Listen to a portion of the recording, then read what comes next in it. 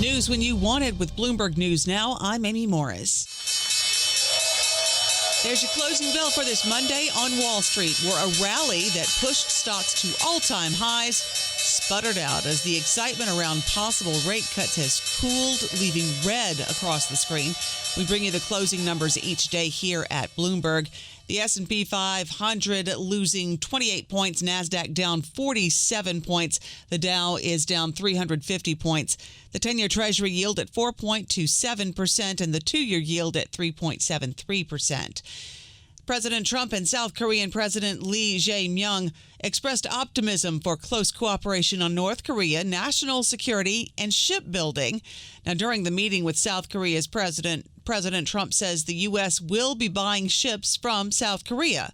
He also says he'd like to have another meeting with North Korean leader Kim Jong-un. Kim Jong-un and I had a very good relationship, as you remember, and still do.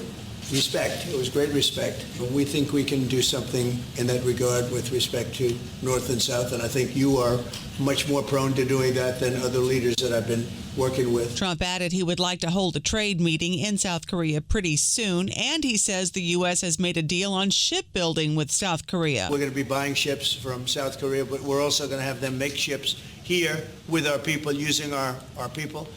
And we're going to go back into the shipbuilding business again. Trump downplayed the chances for further concessions on Seoul's tariff deal, indicating that the 15% tariff on South Korean imports would likely stick as is.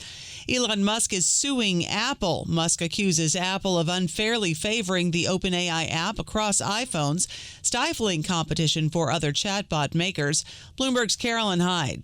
Of course, OpenAI has been in some ways integrated within Apple's offerings.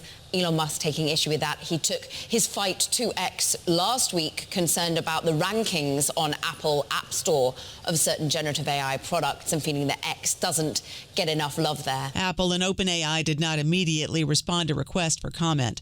President Trump today announced new measures that tighten his grip on security in Washington, just a day after National Guard troops began carrying weapons in the U.S. Capitol.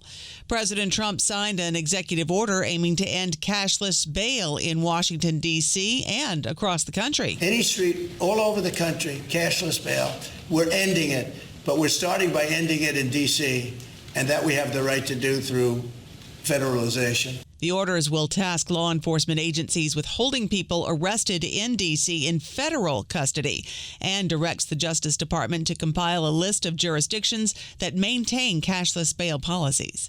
President Trump has called Chicago a mess and is now threatening to tap the National Guard to tackle crime in that city. Chicago, Illinois is a disaster. I have property there. It's a disaster. So I'm thinking about, when I have some slob like Pritzker criticizing us before we even go there, I made the statement that next should be Chicago because, as you all know, Chicago is a killing field right now. Chicago Mayor Brandon Johnson called Trump's plan unconstitutional and a threat to democracy, noting that murders in that city have fallen to the lowest in more than a decade. President Trump also signed another executive order. This one targets the burning of the American flag. The order directs Attorney General Pam Bondi to review cases of flag burning and figure out what charges to bring. When you burn a flag, the area goes crazy. It incites riots. In a landmark 1989 ruling, the Supreme Court ruled that flag burning constitutes protected symbolic speech. Puma shares up 16%. That was the most in 24 years after Bloomberg News reported the billionaire Pinot family is weighing options for the German sportswear company, including a possible sale. Berkshire Hathaway is reportedly not in the market to buy a train company. CNBC cites comments from Warren Buffett, who said that bids for Union Pacific or any other railroads are not in the cards. CSX shares fell as much as 4.1%. That's news when you want it with Bloomberg News Now. I'm Amy Morris. This is Bloomberg.